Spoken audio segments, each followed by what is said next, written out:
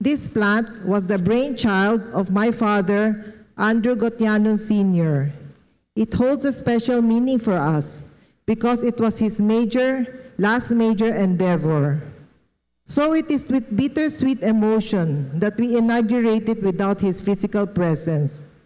In his memory, the Andrew Gotianon Foundation will be establishing a technical vocational high school in Fividec, with the first batch of over 480 live-in scholars to be sourced from all over Mindanao.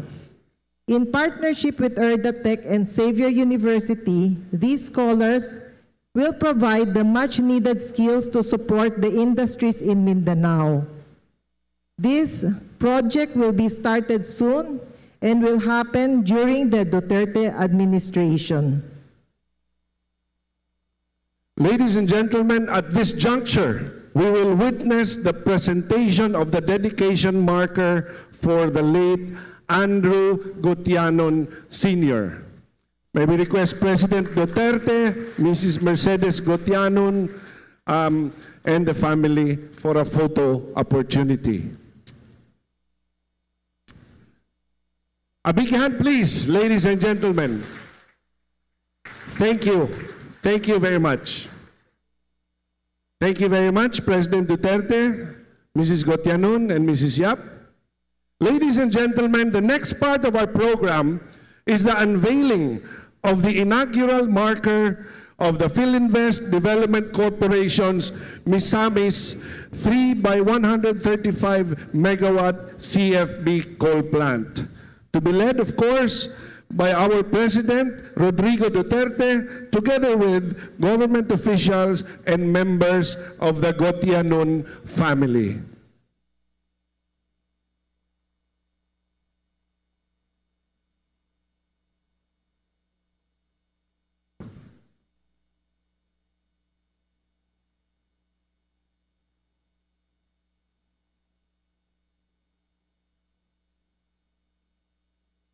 A big hand, please. A round of applause.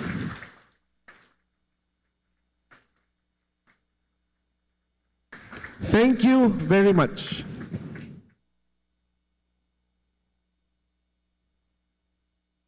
At this juncture, ladies and gentlemen, we would like to request President Duterte to press the ceremonial power button to signal the inauguration of the FDC Misamis coal plant.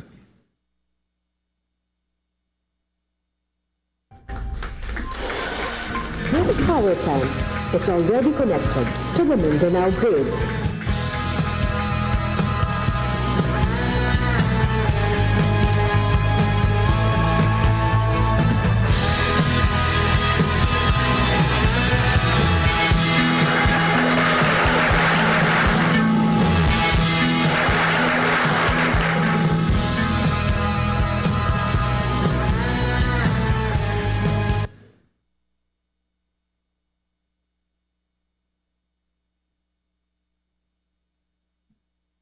Thank you for watching our brief presentation on the thermal plant.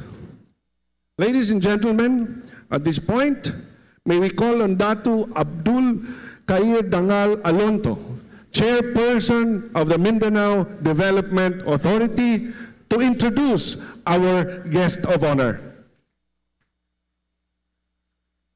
Bismillahirrahmanirrahim. My fellow citizens, ladies and gentlemen, I give you the beloved son of Mindanao and the noble leader, the President of the Republic of the Philippines, Rodrigo Roa Duterte.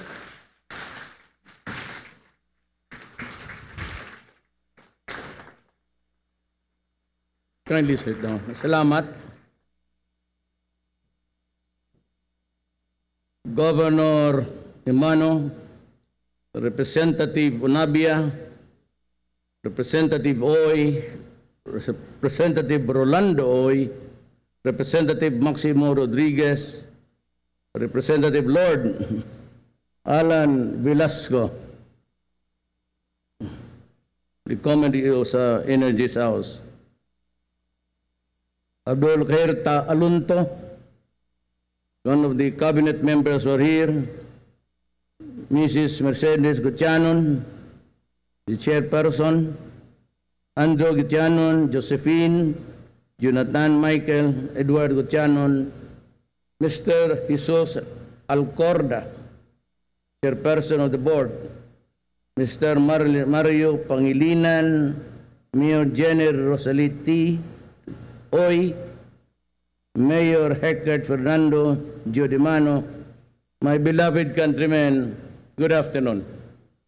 You know, while I'm talking about this, the newest plant, and congratulating the Gutianon family for their sheer enterprise, not only in the development of the Philippines, but sharing the money to help the Philippines raise the standard of living. One of the few nakita ko na, well, the big ones are really big. And they are big because maybe God gave them so much. So that's also they can help so much of our fellow men. Wala na kayo masyadong problema in about years to come. But again, the second and third generation would still suffer if we are not able to really utilize the, what I would say, the solar and the wind, and I don't know where. Alam mo, this will be, again, I said, tallied against the statistics of the EU. Tapos they would again start to compute the carbon footprints dito. Ganon yan yung, you know, I had this argument with the EU. Early on, hindi pa ako ng office. This went to see me, and it's about the, the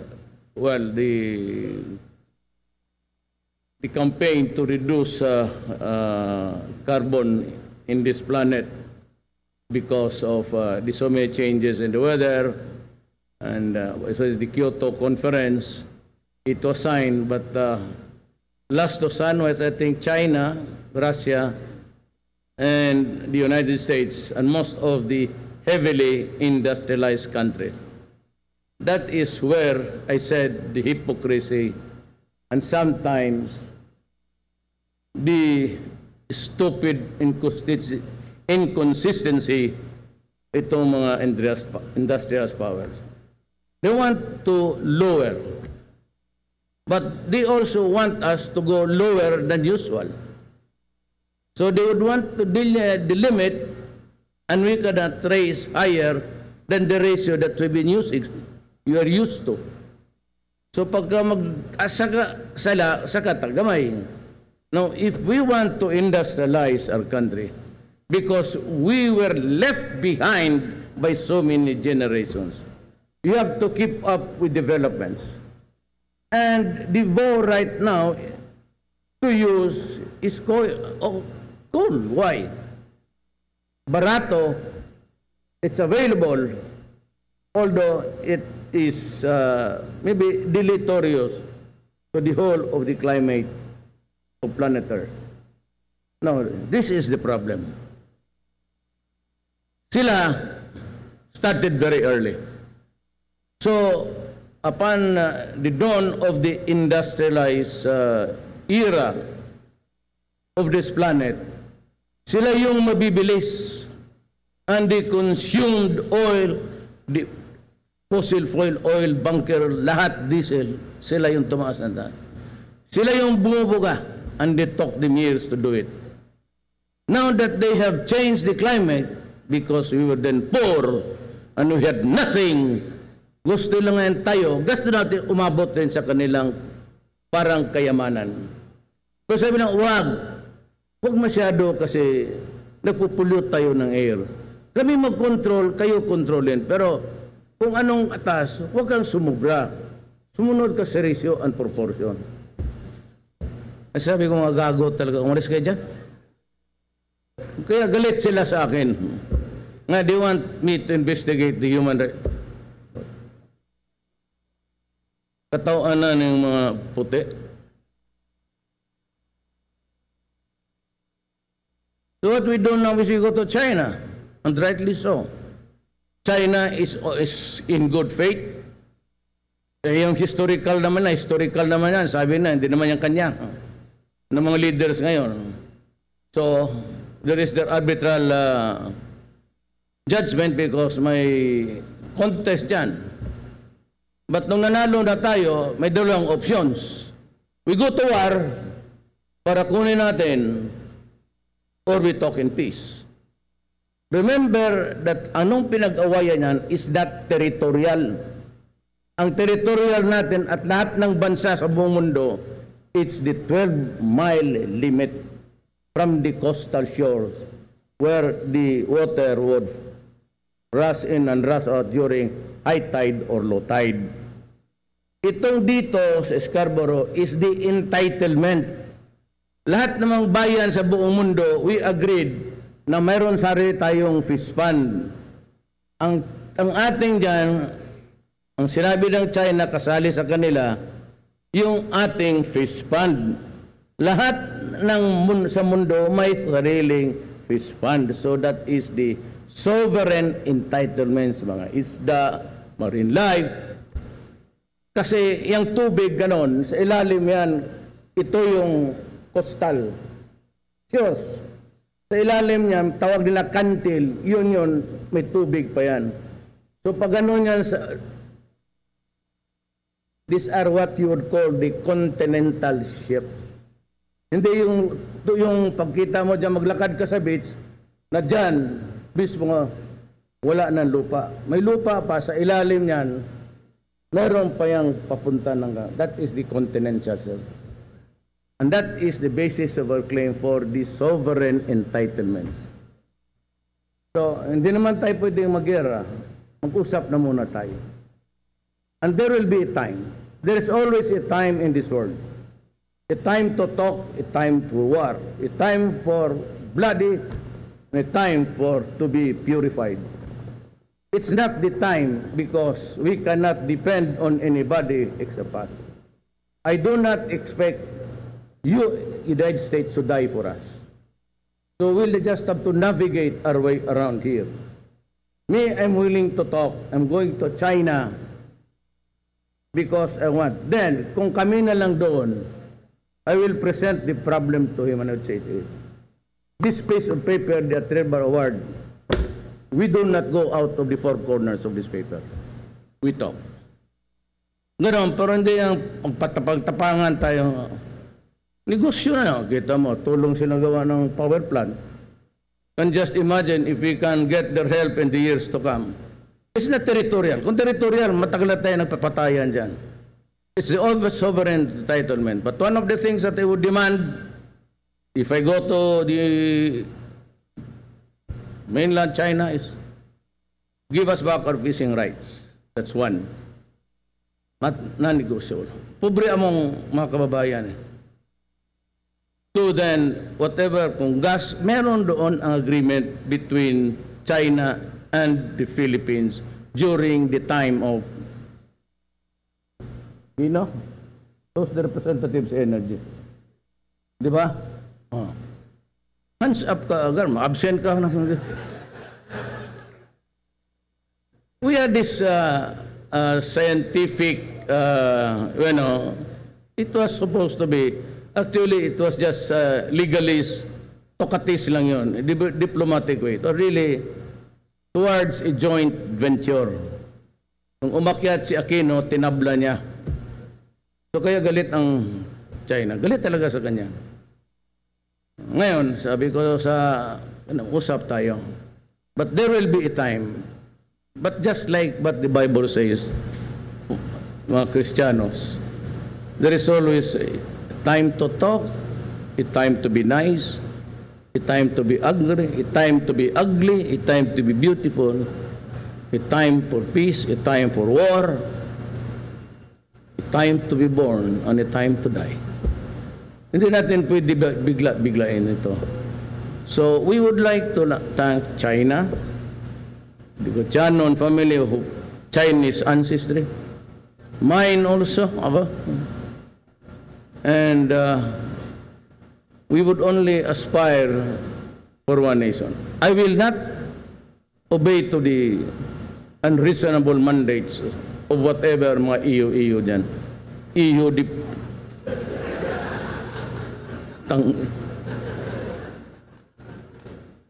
kaya gani, basta maliit ka.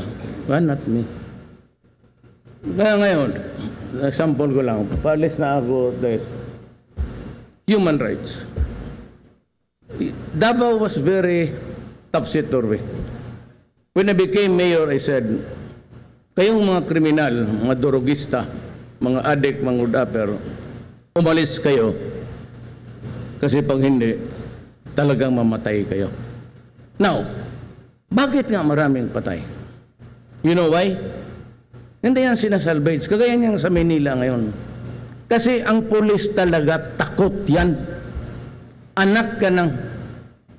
You should know because I was a prosecutor, a vice mayor, mayor, congressman, presidente na ngayon.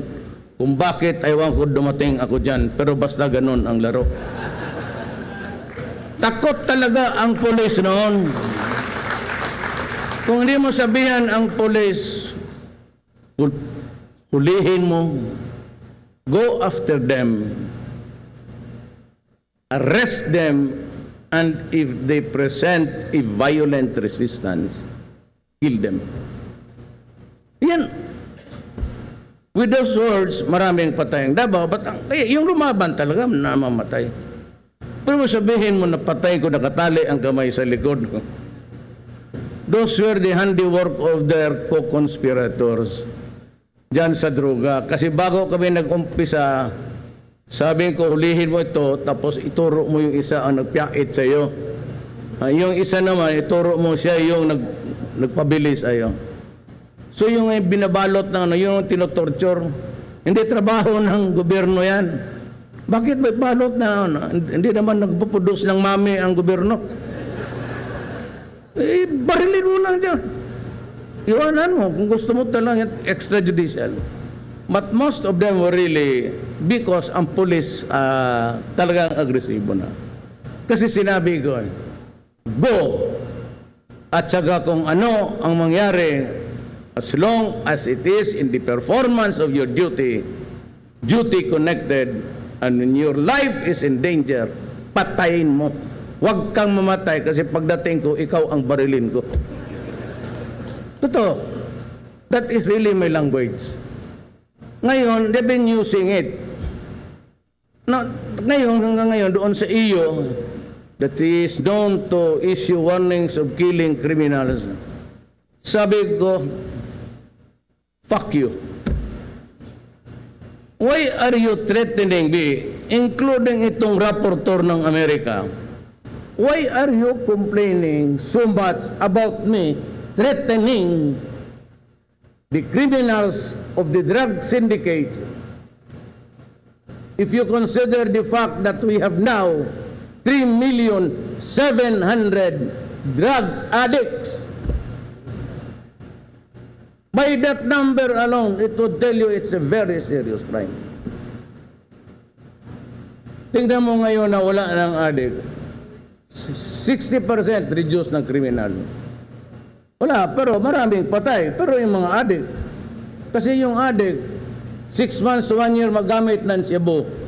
Either mag-suicide yan sa gagawa nila o mag-hold up. But in the end, yung may pera, andun, ayan, maraming pamilya, even in Davao. Basta itong mayayaman na hindi na sila kailangan magnakaw, magpatay. Hindi na kailangan and they see the hopelessness of that. Yan ang totoo dyan. Ito mga Amerikano, pabuta-bungol.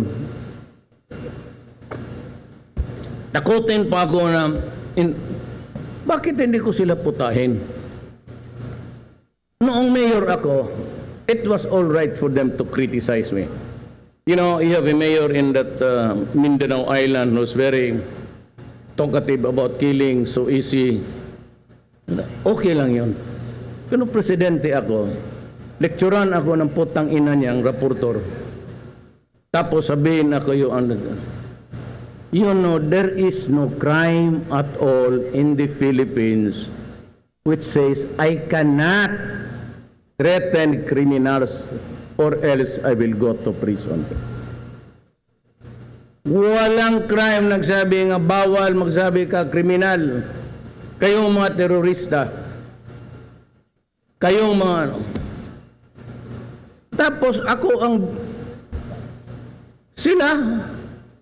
sinabi na doon sa, they went into Iraq on the excuse of weapons of mass destruction. Pinatay nila si Saddam. Iraq is no longer a state. They undermined Libya. Binobomba nila ang Syria, patay pati mga bata. Wala lang mang... Kaya today I announce sa international, sa Al Jazeera, I am inviting the United Nations, si Ban Ki, anong pangalan niyang yawa niya? Ban Ki-moon, Ban Ki-san. So, I am inviting the EU, yung pinakamahusay, send the best lawyers of your town. Pati ang mga rapporteurs, pumunta sila sa Pilipinas. I will write them a letter to invite them for an investigation. But, in keeping with the time-honored principle of the right to be heard, matapos sila akong tanungin ko sila. Isa-isahin ko sila. In open forum, you can use the Senate o yung Folk Art Center, whatever. Everybody will be invited. Tapos manood kayo. Tingnan ninyo kung paano ko lampasuhin yung mga yawa na yan.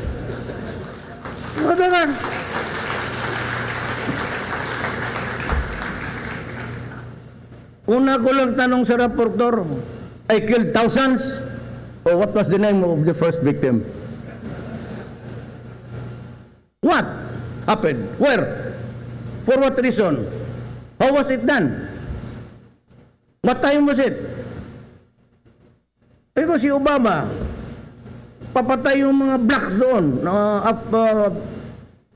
Kahapon may binaril na naman na African-American. Kaya magpadala ako ng rapporteur bukas doon sa Amerika.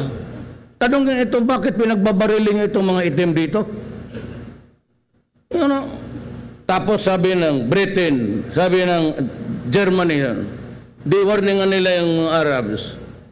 You stop because we will bomb you.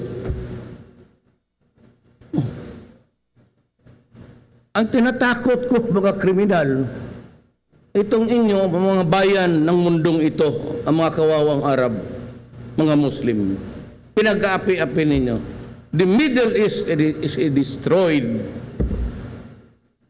part of the planet na wala na talagang wala.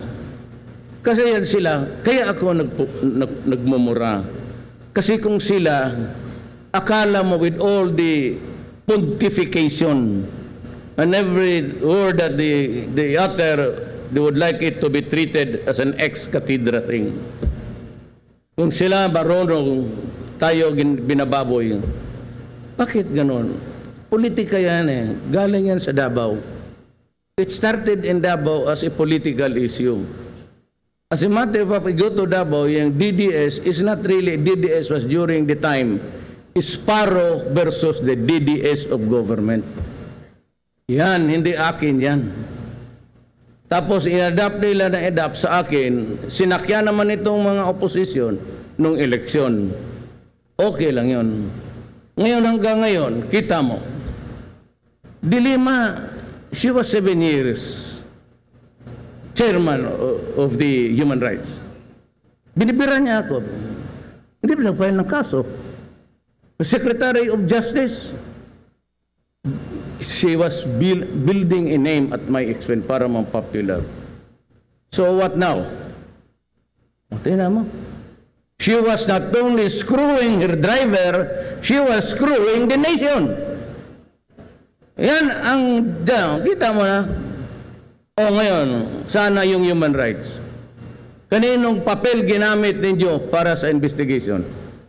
From where were the papers?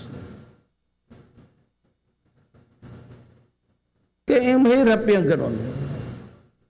Nakita mo, so after all, kaya sabi ko 6 months, because at the time when I said, I need another 6 months, yun yung pinahon sinabi ko kay Dilima, you better hang yourself.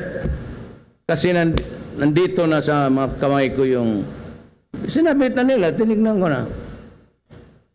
So all the while, because of her propensity for sex, ayun.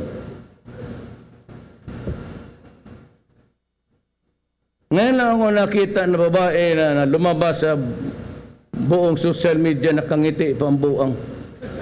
Maragoy na hitabo. Putang ina kung nanay ko yan, barilin ko.